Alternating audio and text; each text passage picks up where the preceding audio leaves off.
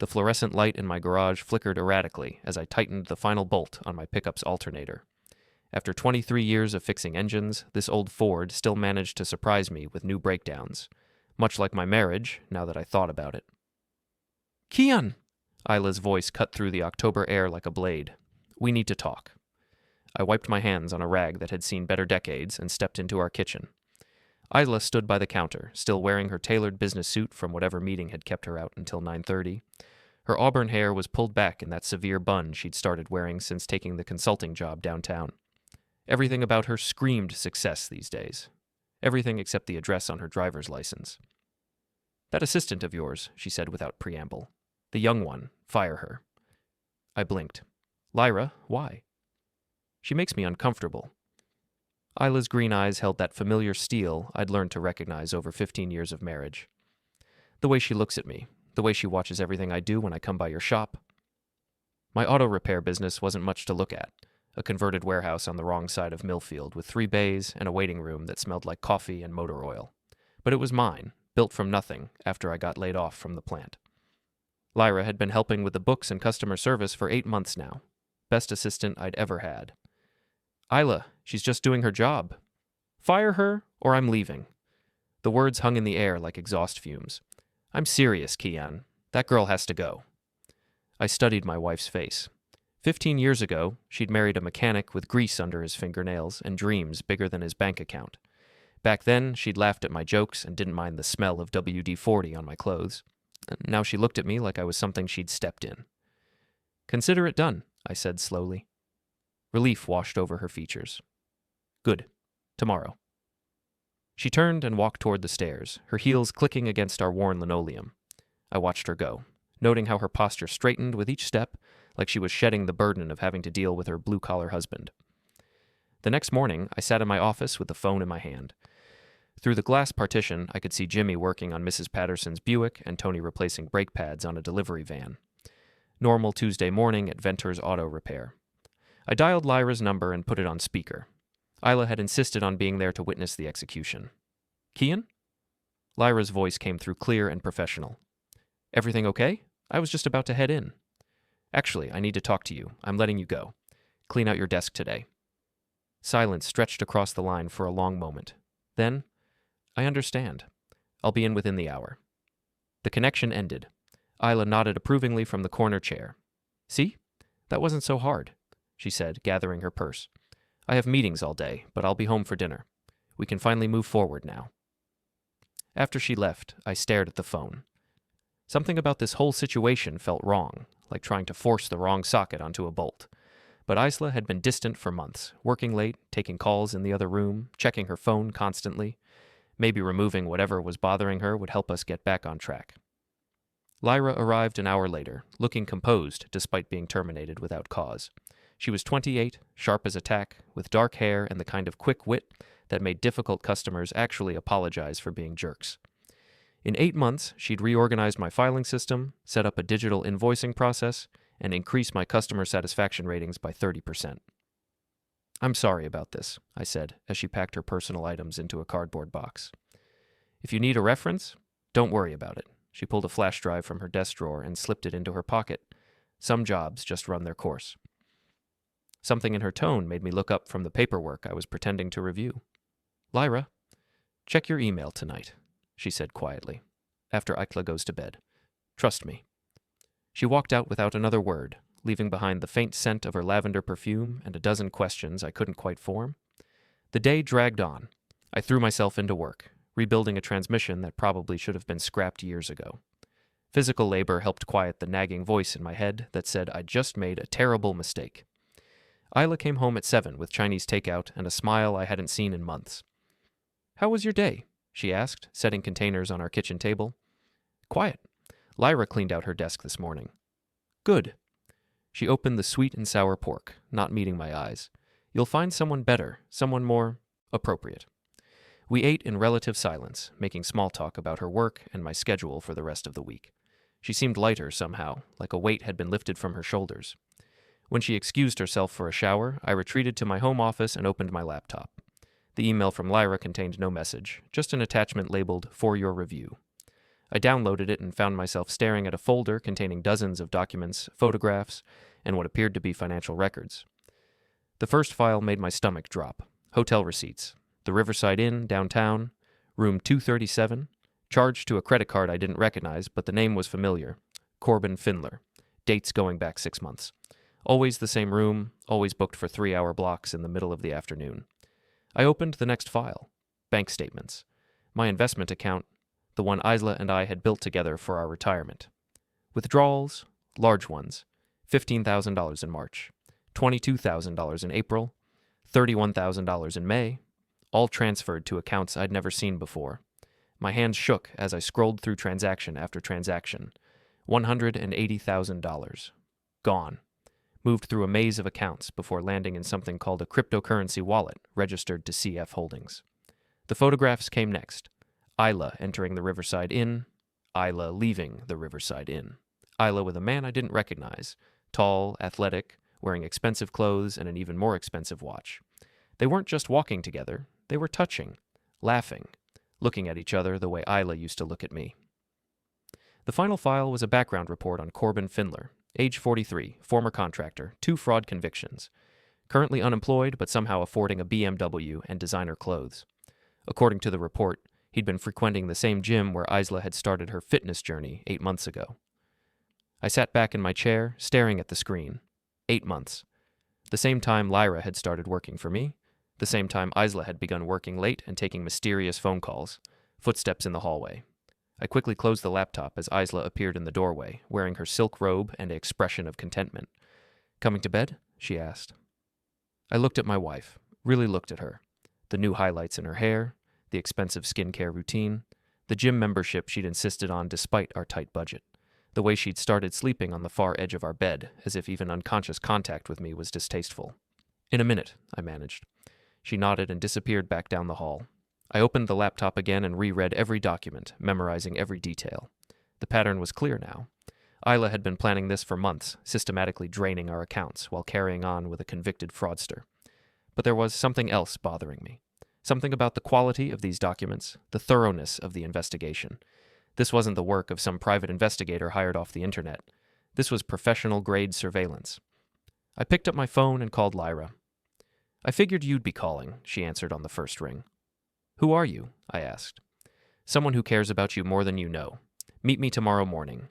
Pete's Diner on 5th Street, 7 a.m. And Kian?" "Yeah?" "Bring the flash drive. We need to talk." The connection ended, leaving me alone with the wreckage of my marriage and more questions than answers.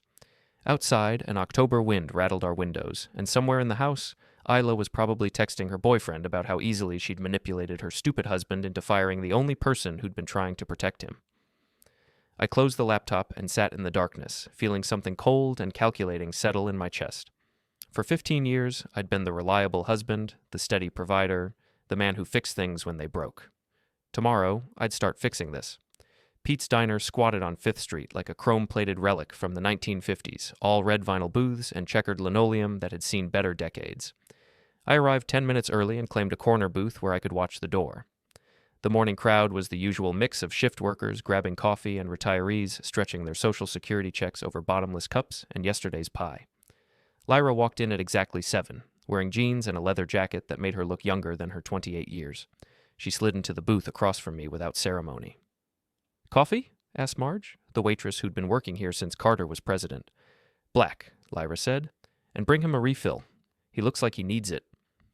Marge shuffled away, leaving us alone in the ambient noise of clinking dishes and muted conversations. "So," I said, pulling the flash drive from my pocket and setting it on the table between us. "Want to explain how my assistant became a private investigator overnight?" Lyra smiled, and for the first time, I noticed something familiar in the curve of her mouth. "I've been a licensed investigator for 6 years. The assistant thing was just a cover." "A cover for what?" "For watching your wife steal everything you've worked for." She leaned back as Marge delivered our coffee. "And before you ask, yes, I've been documenting everything. Every transaction, every meeting, every lie she's told you about, working late." I sipped my coffee, studying her face. There was something nagging at me, some detail I couldn't quite place. "Why? Why would you care what happens to some mechanic you barely know?" Lyra reached into her jacket and pulled out a photograph. Worn at the edges, obviously old. A Christmas scene with a family gathered around a tree. 2 parents, a teenage boy, and a girl who couldn't have been more than 12.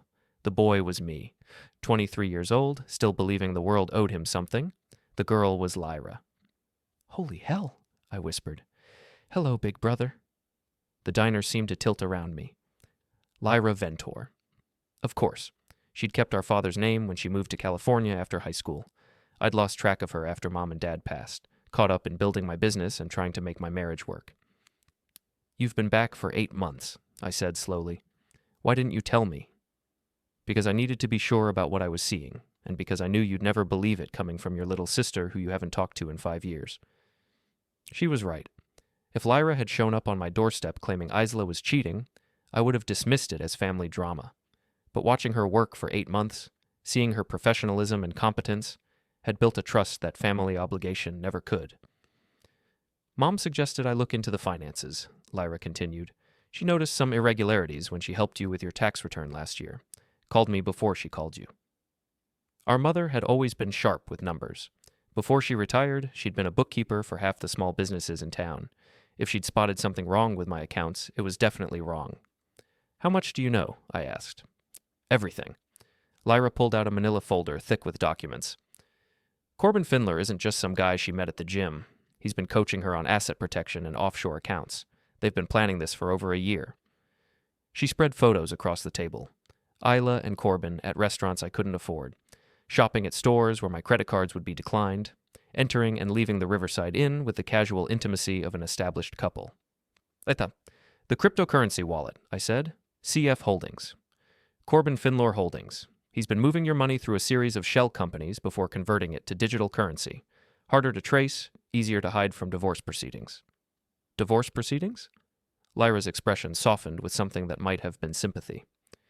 "Kian, she's been meeting with lawyers for 3 months.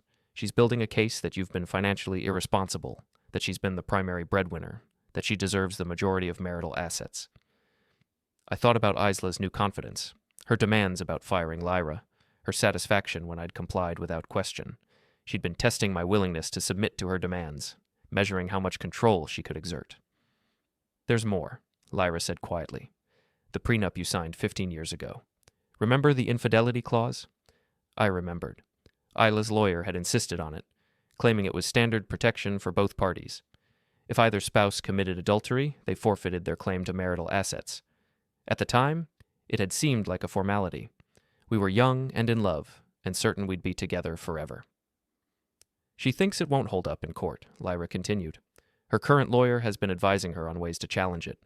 But what she doesn't know is that infidelity clauses are actually pretty solid in this state, especially when there's documented evidence of financial malfeasance, stealing money from joint accounts to fund an extramarital relationship. It's considered a form of marital misconduct. Combined with the adultery, it makes her claim to any shared assets pretty much worthless."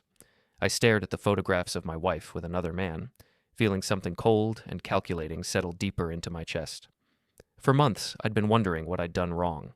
Why Isla seemed so distant. Why she looked at me with barely concealed contempt. Turns out I hadn't done anything wrong. I'd just been married to a woman who'd decided I wasn't worth keeping around. "What do you need from me?" I asked.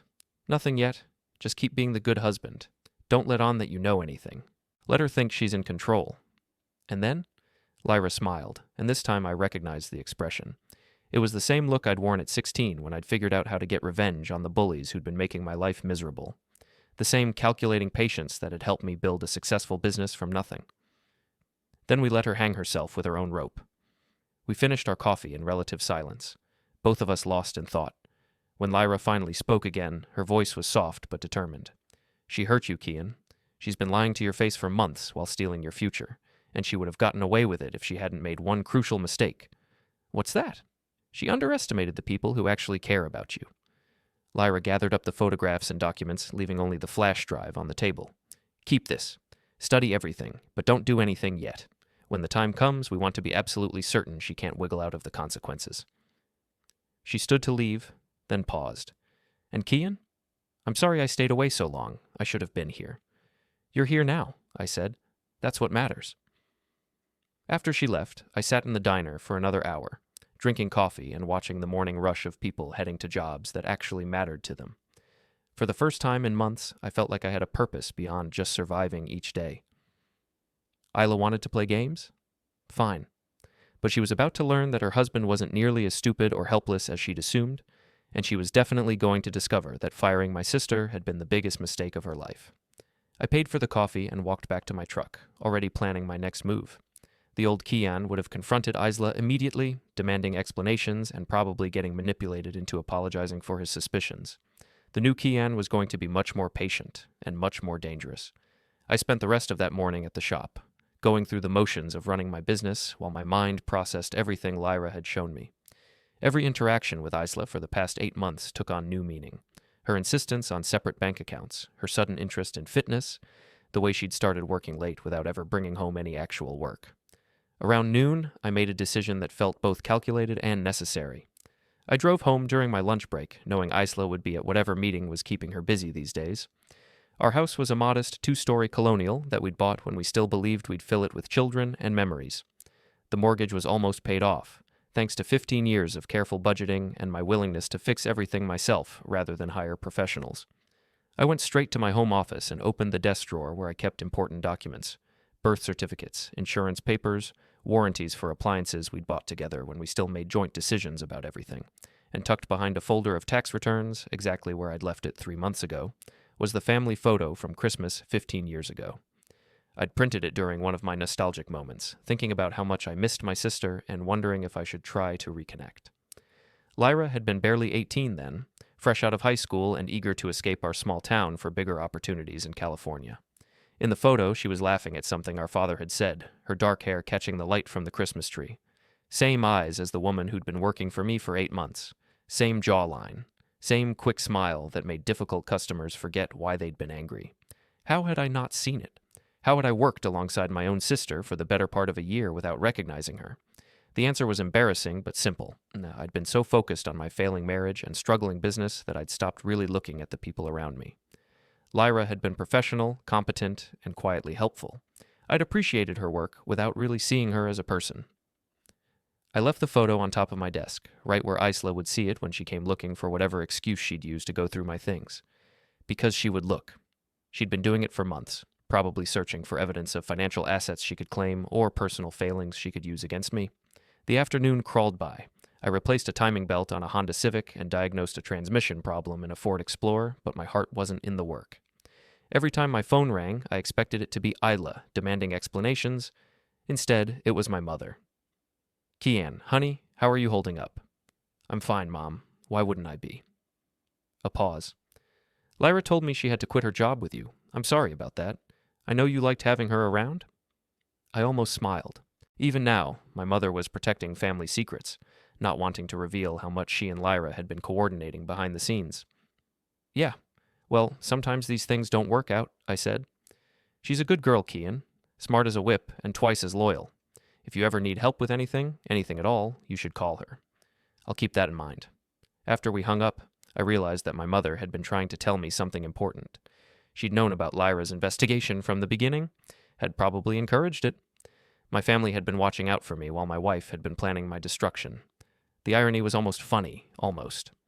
At 5:30, I locked up the shop and drove home to face whatever performance Isla had prepared for the evening. She was in the kitchen when I arrived, wearing a dress I'd never seen before and cooking something that smelled expensive. "Good day?" she asked, not looking up from the stove. "Productive.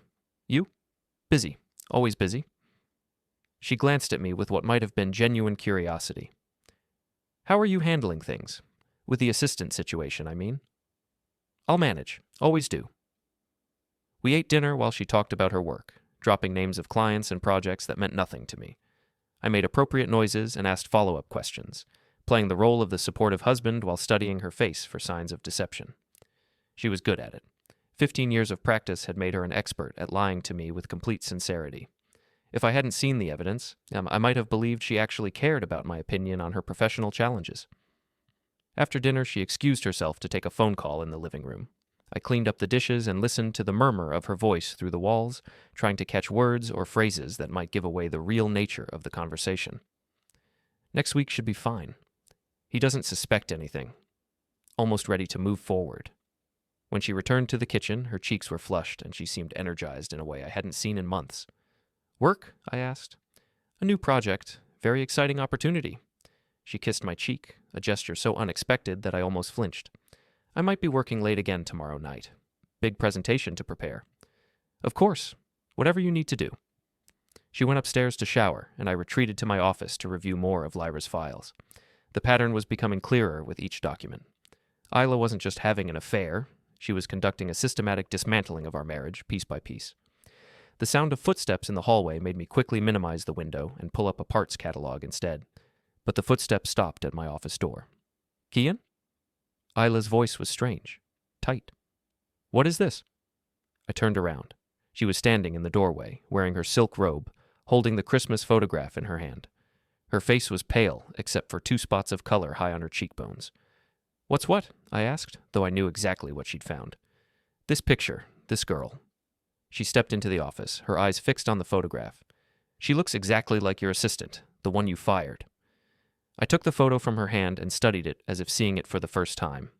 You're right. That's weird. Kian. Her voice was sharp now. Who is this girl? I looked up at my wife, meeting her eyes directly. For the first time in months, I held all the cards in our conversation. The feeling was intoxicating. That's my sister, Lyra. Christmas 15 years ago, right before she moved to California. The color drained completely from Isla's face. She stared at the photograph, then at me, then back at the photograph. Your sister, she repeated slowly. Yeah, funny coincidence, right? My assistant looking so much like family. Isla's mouth opened and closed without sound. I could practically see her mind racing, recalculating every interaction she'd had with Lyra, every demand she'd made about firing her, every assumption she'd built about my compliance and stupidity. The assistant, she whispered. Your assistant was your sister. Was, I agreed. You wanted her fired. She's fired, just like you asked. Isla turned and walked out of the office without another word. I heard her footsteps on the stairs, quick and uneven. A door slammed somewhere in the house. I looked down at the photograph in my hands, at my teenage self, and my little sister gathered around our parents' Christmas tree. Back then, the future had seemed so simple. Work hard, marry the right person, build a life that mattered. I'd gotten 2 out of 3 right. Not bad odds, all things considered. Upstairs, I could hear Isla pacing in our bedroom, her voice a low murmur as she made phone calls to people who probably weren't going to be happy about this development. Let her pace. Let her worry. For 8 months, she'd been playing a game where she knew all the rules, and I didn't even know I was a player. Now the game had changed, and it was my turn to make the rules. The next morning, Isla left for work without saying goodbye. I watched from the kitchen window as she backed out of our driveway, her movements sharp and agitated. Her phone was already pressed to her ear before she reached the street.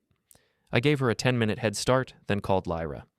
She knows, I said when she answered. I figured she would eventually. How did she take it? Like someone who just realized she's been playing chess with half the pieces missing. Lyra laughed, a sound that reminded me of our childhood, back when we'd been conspirators against parental authority and small-town boredom. Meet me at the shop in an hour, she said. It's time you saw everything. When Lyra arrived, she was carrying a laptop bag and wearing the kind of serious expression that meant business. We went into my office and closed the door, shutting out the noise of Jimmy and Tony working in the bays. Before we start, she said, setting up her laptop on my desk, I need you to understand something. What I'm about to show you is going to hurt. It's going to make you angry, and it's going to change how you see your marriage forever. I think that ship has already sailed. No, Kian. You've seen evidence of an affair and some financial irregularities. What you haven't seen is the scope of what they're planning. She opened a folder on her desktop labeled Ventor Investigation, Complete Files. Inside were dozens of subfolders, each organized by date and type of evidence. I've been documenting everything for 8 months, she said. Every meeting, every transaction, every lie. But 3 weeks ago, I finally got access to their real communications. She clicked on a folder labeled Text Messages Recovered. The screen filled with screenshots of conversations between Isla and Corbin, time-stamped and dated going back 6 months. How did you get these? I asked. Isla's been backing up her messages to a cloud account she forgot she'd shared with your home computer. I just had to wait for her to sync them. The messages started innocuously enough. Gym schedules, workout tips, casual conversation. But by the 3rd week, the tone had shifted dramatically. Isla. He's working late again. Doesn't even notice when I'm gone. Corbin. Good. Easier for us. When can you move more money? Isla. Soon. He trusts me completely. It's almost sad how naive he is. Corbin. Naive is profitable. How much can we get? Isla. Everything, eventually. The business, the house, his retirement accounts. He's been so focused on keeping us afloat that he hasn't been watching where the money goes. I scrolled through conversation after conversation, watching my marriage dissolve in real time through text messages, Isla and Corbin discussing my work schedule to plan their meetings, laughing about my attempts to be romantic, strategizing about how to provoke arguments that would justify her working late. Here, Lyra said, pointing to a message thread from 6 weeks ago. This is where it gets really ugly. Corbin, what about the business? Can we get that too? Isla, I've been working on it. If I can prove he's been financially irresponsible, I can claim the shop is marital property that needs protection. Corbin, protection from what? Isla, from him. I'll say he's been gambling, drinking, making bad decisions. My lawyer thinks we can get a court order giving me control of all assets during divorce proceedings. Corbin, and after the divorce? Isla, after the divorce, we liquidate everything and disappear. He'll be left with nothing but debt and regret. I pushed back from the desk, feeling sick. This wasn't just an affair. No, it was a complete destruction of everything I'd built over the past 20 years. There's more, Lyra said quietly. The financial stuff gets worse. She opened another folder, this one filled with bank statements and transaction records. The pattern was clear. Systematic theft over the course of 10 months, with amounts increasing as Isla became more confident in her ability to manipulate our accounts. She's taken almost $200,000, Lyra said. Your retirement fund is empty. Your business emergency account is gone. The equity line on your house has been maxed out and the money transferred to offshore accounts. How is that possible? I would have noticed. You trusted her to handle the household finances. She's been intercepting statements, managing online accounts, and forging your signature on documents. Look. She showed me copies of loan applications, account transfers, and investment withdrawals, all bearing what appeared to be my signature. The forgeries were good, not perfect, but good enough to fool a busy bank employee. The cryptocurrency wallet, I said, remembering the CF Holdings account from yesterday's files, contains about $350,000 now. Your money, converted to digital currency and moved through a series of shell companies. Very difficult to trace, almost impossible to recover. I stared at the screen, trying to process the magnitude of what Isla had done. She hadn't just betrayed our marriage, she'd stolen my entire future.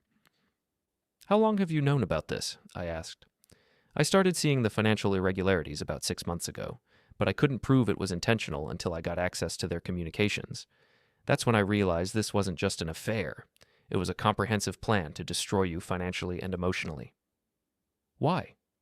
The question came out as a whisper. Why would she do this? Lyra was quiet for a long moment, then opened one more folder. This one contained what appeared to be email conversations between Isla and someone named Riley Granger. Isla's been working with a lawyer named Riley Granger, she said. They've been planning this for over a year. And according to these emails, it's not just about money. She scrolled to an email dated 13 months ago.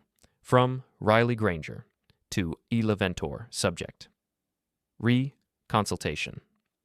Isla, after reviewing your situation, I believe we can build a strong case for dissolution with significant asset protection in your favor. Your husband's blue-collar background and financial naivety work to our advantage. However, I want to be clear about something. This process will be emotionally difficult. You'll need to maintain the pretense of a loving marriage while systematically documenting his failures as a provider and partner. Are you prepared for that level of deception? Best regards, Riley Isla's response was immediate. From Isla Ventor to Riley Granger. Subject, consultation.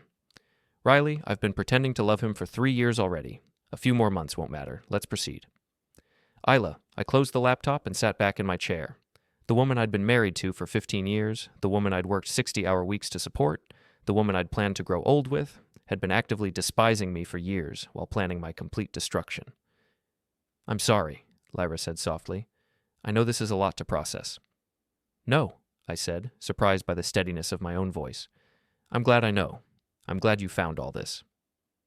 What do you want to do now?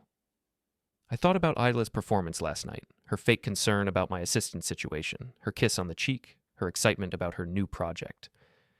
Now, I said, I want to give her exactly what she's been planning to give me. Lyra smiled, and I saw something fierce and protective in her expression. What did you have in mind? She wants to play games with my money? Fine. But she's about to learn that I'm not nearly as stupid as she thinks I am. And she's definitely going to discover that firing my sister was the biggest mistake of her miserable life. That evening, I sat in my home office with a cup of coffee and a legal pad, planning my next moves like a chess match. Isla was upstairs, supposedly preparing for another late meeting, but I could hear her on the phone, her voice animated in a way it never was when she talked to me. The first step was protecting what assets remained. I'd already called my bank and discovered that Isla had been systematically draining our accounts for months, but there were a few things she didn't know about. My business account, for instance, was held at a different bank under the company name. She had no access to it and no legal claim to the funds. I also had a small emergency account that my father had helped me set up years ago, back when he was still alive, to give financial advice. More importantly, I'd been paying down the mortgage on my shop for 12 years. The building was worth about $200,000, and I owed less than $50,000 on it. Isla knew about the business, but had never shown any interest in the real estate details. I made a list of phone calls for tomorrow: my lawyer, my accountant, my insurance agent. If Isla wanted to play financial games, she was about to discover that I understood money better than she'd assumed. The second step was documentation. Lyra had given me copies of everything, but I needed to organize it in a way that would be useful in court. Bank statements, text messages, photographs, background checks on Corbin, all of it needed to be cataloged and cross-referenced.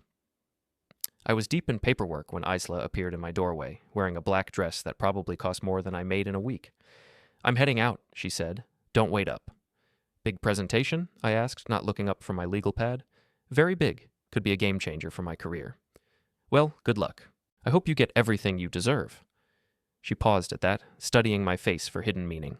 But I kept my expression neutral, just a supportive husband wishing his wife well. After she left, I called Lyra. "She's gone," I said. "Probably meeting Corbin at their usual hotel?" "Actually, no. I've been monitoring their communications. Tonight's meeting is with Riley Granger. They're finalizing their legal strategy." "Their legal strategy?" "Isla's planning to file for divorce next week. She wants to catch you off guard, make you reactive instead of strategic. Riley's been coaching her on how to present herself as the victim of an emotionally distant, financially irresponsible husband." I laughed, surprising myself. "Emotionally distant? I've been trying to save our marriage for months." "And financially irresponsible? You've been supporting her lifestyle while she's been stealing your retirement fund." "So what's their endgame?" "Complete asset forfeiture. They want the house, the business, your retirement accounts, everything. Riley's convinced Isla that she can portray you as an unfit partner who needs to be protected from his own poor decisions." "And Corbin?" "Corbin gets half of whatever Isla gets, plus whatever they've already moved into cryptocurrency. He's been very clear about his expectations." I thought about this for a moment. What if we let them think they're winning? "What do you mean?" "What if I play the part they've written for me? The confused, emotional husband who doesn't understand what's happening?" "That's dangerous, Kian. If you let them get too far ahead, they're already ahead. The question is whether we let them hang themselves or try to stop them before they have committed to their worst mistakes." Lyra was quiet for a long moment. "What are you thinking?" "I'm thinking that Isla is about to discover that her husband isn't the only one who can play a role." The next morning, I implemented phase 1 of what I was already thinking of as the Isla project. I called my lawyer, Martin Webb, and scheduled an emergency appointment. Martin had handled the legal work when I bought my shop, and he'd been my parents' attorney for 20 years before that. He was old school, thorough, and absolutely ruthless when protecting his clients. "Kian," he said when I walked into his office, "you look terrible. What's going on?" I handed him a copy of Lyra's files. "My wife is planning to divorce me and steal everything I own. I need to know what my options are." Martin spent an hour reviewing the documents, occasionally making notes or asking questions about specific transactions. When he finished, he leaned back in his chair and whistled softly. "This is bad," he said, "but not as bad as it could be." "What do you mean?" "I mean your wife has made several crucial mistakes. First, the prenuptial agreement you signed is still valid and enforceable. The infidelity clause alone would protect most of your assets." "But she's been stealing from joint accounts." "Which is financial malfeasance and grounds for criminal charges if you want to pursue them. More importantly, it voids any claim she might have to marital property." Martin pulled out a legal pad and started making notes. "Here's what we're going to do. First, we're going to freeze all joint accounts immediately. Second, we're going to file a motion for asset protection, claiming you've discovered evidence of financial misconduct." "Won't that tip her off?" "It will, but it will also force her to respond legally rather than strategically. Right now, she thinks she's controlling the timeline. If we move first, she'll be reacting to our moves instead of implementing her plan. And the business? The business is protected. It's in your name, you built it with your own labor, and you can prove that any marital funds invested in it were legitimate business expenses. She has no claim to it. I felt something loosen in my chest for the first time in months. So, I'm not going to lose everything? Kian, if we handle this correctly, you're not going to lose anything. In fact, given the evidence of theft and adultery, you might actually come out ahead. How? Martin smiled, and I remembered why my father had trusted him with important matters. Because your wife has been so focused on stealing your money that she forgot to protect her own assets. That consulting job, those expensive clothes, the car she's been driving, all purchased with stolen marital funds, which means they're subject to recovery. Recovery? We can force her to return everything she's purchased with money taken from joint accounts. The clothes, the gym membership, probably even her lawyer's retainer fees. I thought about Isla's confidence, her certainty that she held all the cards in our relationship. She's not going to like that. No, Martin agreed. She's not, but that's not your problem anymore. That afternoon, I went back to my shop and tried to focus on work, but my mind kept drifting to the conversation with Martin. For months, I'd felt helpless, watching my marriage dissolve without understanding why. Now, for the first time, I felt like I had some control over the situation. Around 4 o'clock, my phone rang. Isla. Kian, we need to talk. Tonight. It's important. Everything okay? Just be home by 6, please. She hung up before I could respond. I called Lyra immediately. She knows, Lyra said. Riley must have advised her to move faster than planned. She's probably going to try to file for divorce this week. Martin's already filed asset protection motions. She's going to be very surprised when she tries to access our accounts. Good. Let her be surprised. It's about time she was the one who didn't know what was happening. I closed the shop early and drove home, curious about what performance Isla had prepared for the evening. When I arrived, she was waiting in the living room, still wearing her work clothes, but looking less composed than usual. Sit down, she said. We need to have a serious conversation. I sat in my usual chair, the one I'd been using for 15 years, and waited for her to begin the speech she'd probably been rehearsing all day. I think we should separate, she said without preamble. I think our marriage has run its course. I nodded slowly, as if this was a surprise. I see. Is there someone else? This isn't about someone else. This is about us, about how we've grown apart. Grown apart, I repeated. Is that what we've done? Yes. We want different things now. We're different people than we were 15 years ago. You're right, I said. We are different people. I'm still the man who works 60 hours a week to support his family. You're apparently the woman who steals from her husband to fund her boyfriend's lifestyle. Isla's face went pale. I don't know what you're talking about. Sure you do. Corbin Finlor, the Riverside Inn. $200,000 in cryptocurrency. Should I continue? She stared at me for a long moment, her mouth opening and closing without sound. Finally. How long have you known? Long enough. And you didn't say anything? I stood up and walked to the window, looking out at the neighborhood where we'd planned to raise children and grow old together. I wanted to see how far you'd go. I wanted to understand exactly what kind of person I'd been married to for 15 years. Kian, now I know. I turned back to face her. She looked smaller somehow, diminished by the loss of her secret advantage. So here's what's going to happen, I continued. You're going to pack a bag and leave tonight. You're going to stay wherever you want, with whoever you want. And tomorrow, you're going to discover that your access to our joint accounts has been suspended pending a forensic audit. You can't do that. I already did, about 3 hours ago. Isla's composure finally cracked completely. You bastard. You can't just cut me off without warning. Watch me. She stormed upstairs, and I could hear her throwing things into suitcases, slamming drawers, making phone calls to people who were probably not going to be happy about this development. When she came back downstairs, she was carrying 2 large bags and wearing the kind of expression that promised future retaliation. This isn't over, she said. No, I agreed. It's not. But the part where you get to lie to me and steal from me, that part's definitely over. She left without another word, and I watched from the window as she loaded her bags into her car and drove away, probably heading to Corbin's place or a hotel she'd have to pay for with her own money. For the first time in months, the house was quiet, peaceful. I made myself a sandwich and sat at the kitchen table, eating in silence and planning my next moves. Isla wanted a war? Fine. but she was about to discover that her husband had been holding back more than she'd realized, and she was definitely going to learn that underestimating family loyalty had been a very expensive mistake. And 3 days after Isla moved out, she made her first major tactical error. She showed up at my shop during the lunch rush when the waiting room was full of customers and both my mechanics were visible in the service bays. She was dressed for battle, expensive suit, perfect makeup, carrying a leather briefcase that probably cost more than most of my customers made in a week. Everything about her appearance was calculated to make me look small and unsuccessful by comparison. "Kian," she said loudly enough for everyone to hear, "we need to discuss our situation like adults." I looked up from the invoice I was reviewing, noting the way she'd positioned herself so that everyone in the waiting room could see her performance. "Sure," I said. "My office. I think we should handle this transparently. No more secrets." Interesting strategy. She wanted witnesses to whatever scene she was about to create, probably hoping I'd lose my temper and give her ammunition for her divorce proceedings. "Okay," I said, setting down my paperwork. "What's on your mind?" "I want to discuss a fair division of our assets. I think we can handle this without involving lawyers if we're both reasonable." Mrs. Patterson looked up from her magazine. Jimmy paused in his work on a brake job. Even Tony, who usually minded his own business, was obviously listening. "Fair division?" I repeated. "What did you have in mind?" Isla opened her briefcase and pulled out a manila folder. "I've prepared a preliminary agreement. 50-50 split of all marital assets, including the house and the business." 50-50, I said, accepting the document she offered. "That seems generous." "I think it's fair, given that we've both contributed to building our life together."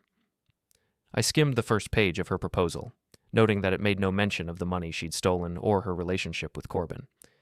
According to this document, we were simply two people who'd grown apart and wanted to separate amicably. "This is interesting," I said, "but I think you might be operating under some misconceptions about our financial situation."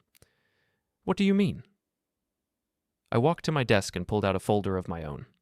"I mean that according to my records, you've already taken your share of our marital assets, plus quite a bit more."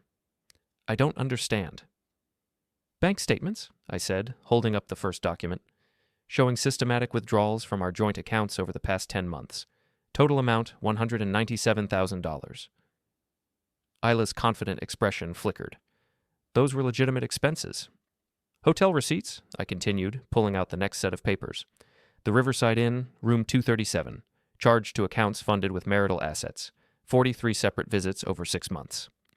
The waiting room had gone completely quiet. Mrs. Patterson wasn't even pretending to read her magazine anymore. "Investment account statements," I said, holding up more papers.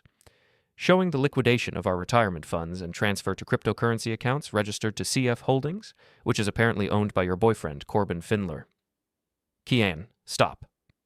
Isla's voice was sharp now, her composure cracking. "This is private." "You said no more secrets. You wanted transparency." I pulled out a photograph of Isla and Corbin entering the hotel together, time-stamped and dated. "I think this qualifies as transparent, don't you?" Isla's face had gone from pale to flushed. She grabbed for the photograph, but I held it out of reach. "Give me that." "Why? You said we should handle this like adults. Adults take responsibility for their actions." "You're humiliating me." "I'm documenting the facts. There's a difference." Jimmy had stopped working entirely and was openly staring. Mrs. Patterson was taking notes on the back of a receipt. Even the radio seemed to have gone quiet. "Here's what I think is fair," I continued. "You can keep whatever money you've already stolen, minus what my lawyer recovers through asset forfeiture proceedings. You can keep your boyfriend and your hotel receipts and your expensive clothes, but you don't get half of anything I built while you were planning my destruction." "You can't prove any of this." I pulled out my phone and opened the voice recording app. "Actually, I can. Would you like to hear the conversation you had with Corbin last Tuesday? The one where you discussed liquidating my business assets?" Isla stared at the phone, her mouth opening and closing without sound. "Or maybe you'd prefer the text messages where you called me pathetically naive and laughed about how easy it was to steal from me." "Where did you get those?" "Does it matter?" She looked around the waiting room, suddenly aware of how many people were witnessing her humiliation. Her carefully planned scene had turned into a public exposure of her worst behavior. "You bastard," she said quietly. "Maybe, but I'm a bastard who still has his business, his house, and his self-respect. How are you doing on those fronts?" Isla grabbed her briefcase and headed for the door, but I wasn't finished. "Oh, and Isla, you might want to check your credit cards. I canceled all the joint accounts this morning." She froze at the door. "You can't do that." "I already did. Your boyfriend's going to have to start paying for his own hotel rooms." She left without another word, slamming the door hard enough to rattle the windows. The waiting room stayed quiet for a long moment, then Mrs. Patterson cleared her throat. "Well," she said, "that was educational." Jimmy grinned and went back to work. Tony shook his head and muttered something about women and money. I gathered up my documents and returned to my paperwork as if nothing unusual had happened. But something had changed.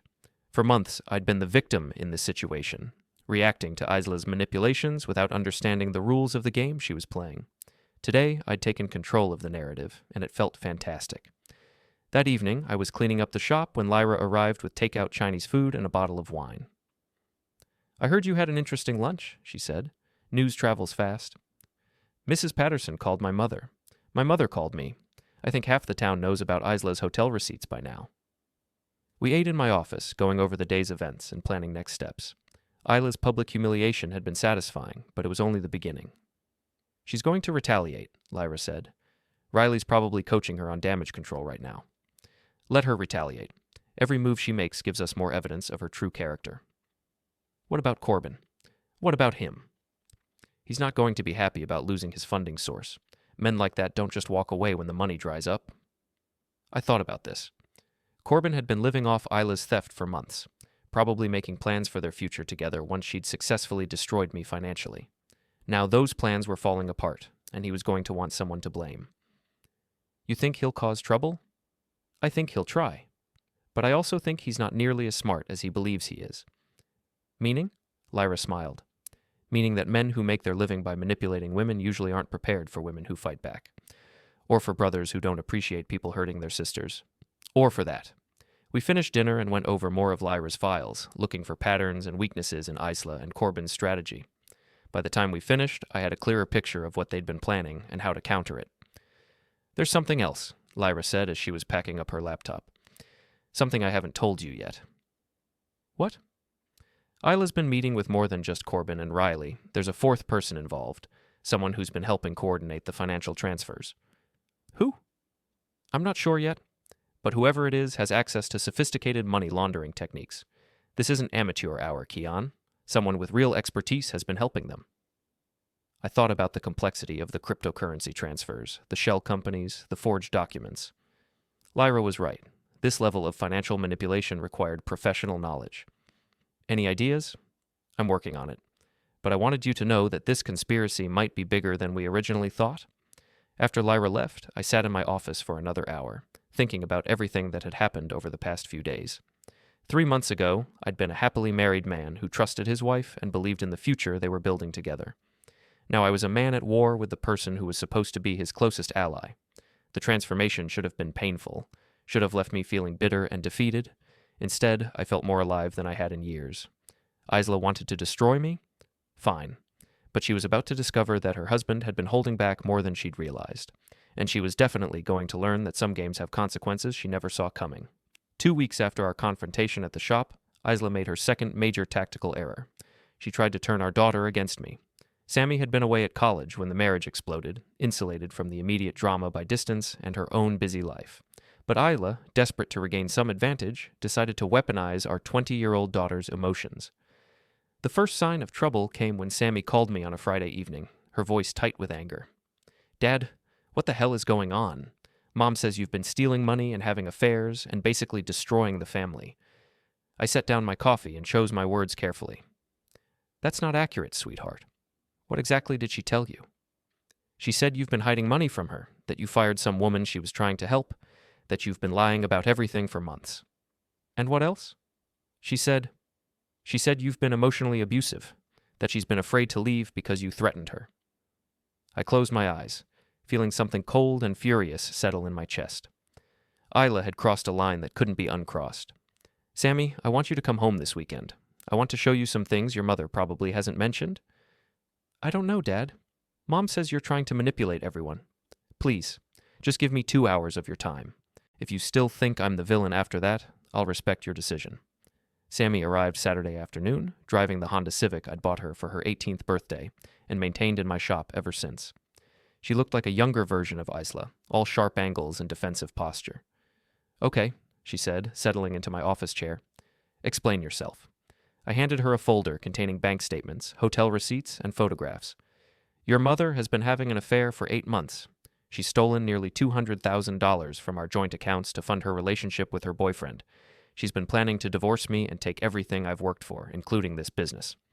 Sammy flipped through the documents, her expression changing from skepticism to confusion to horror. These hotel receipts? 43 visits over 6 months. Always the same room, always paid for with money taken from accounts I thought were being used for household expenses. And this man, Corbin, has 2 fraud convictions and no legitimate source of income. Your mother has been supporting him with money stolen from our retirement fund. Sammy stared at a photograph of Isla and Corbin kissing in the hotel parking lot. When was this taken? 3 weeks ago, 2 days before she told me she wanted to separate because we'd grown apart. But Mom said, she said you were the one having an affair with your assistant. My assistant was my sister, your Aunt Lyra. She's been investigating your mother's activities for 8 months. Aunt Lyra? But I thought she lived in California. She moved back to help me figure out why our marriage was falling apart. Turns out it was falling apart because your mother was systematically destroying it while planning her exit strategy. Sammy spent an hour going through every document, asking questions, checking dates against her own memories of family events. When she finished, she looked exhausted. Why didn't you tell me sooner? Because you're in college. Because this is between your mother and me. Because I hoped we could resolve it without involving you. But she involved me. She called me crying, saying you'd thrown her out without warning, that you'd been cruel and vindictive. I gave her exactly what she'd been planning to give me. The only difference is that I found out about her plans before she could implement them. Sammy was quiet for a long time, staring at the photographs of her mother with another man. Finally, what happens now? Now your mother faces the consequences of her choices, and you decide whether you want a relationship with a father who refuses to be a victim, or whether you prefer the version of events your mother has been selling. That's not fair. None of this is fair, sweetheart. Fair would have been your mother talking to me about her unhappiness instead of stealing from me and lying to me for months. That evening, Sammy called Isla and confronted her about the evidence. I could hear Isla's voice through the phone, high and defensive, offering explanations that became increasingly desperate as Sammy pressed for details. The conversation ended with Sammy hanging up on her mother and sitting in my kitchen, crying for the family we'd all lost. She didn't deny it, Sammy said finally.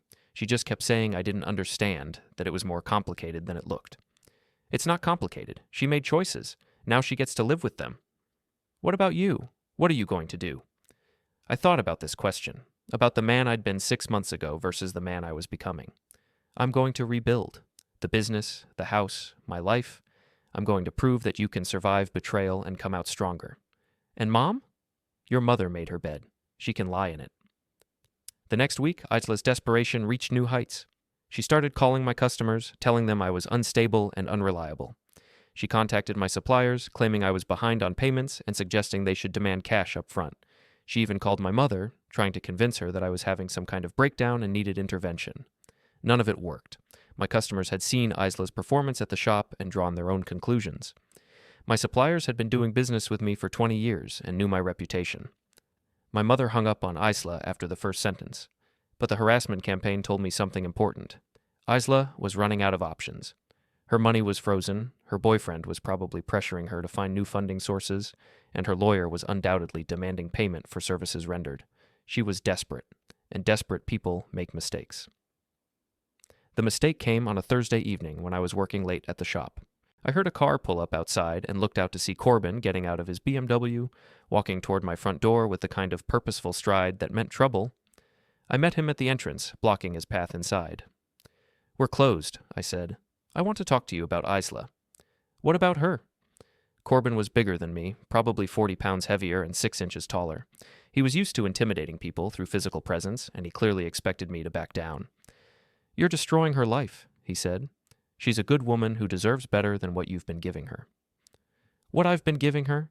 You mean like a home, financial support, and 15 years of marriage while she was planning my destruction? She told me about your problems, the drinking, the gambling, the way you've been treating her. I almost laughed. Is that the story she's selling, that I'm some kind of abusive addict? I've seen the evidence. What evidence? Corbin pulled out his phone and showed me what appeared to be photographs of credit card statements, showing charges at liquor stores and what might have been gambling websites. Interesting, I said, studying the images. Except those aren't my credit cards. What? Look at the account numbers. Those are cards I've never seen before. Your girlfriend has been creating fake evidence to support her victim narrative. Corbin's confidence wavered slightly. That's not... She wouldn't she? The woman who's been stealing from her husband for 8 months wouldn't create fake documents to justify her behavior?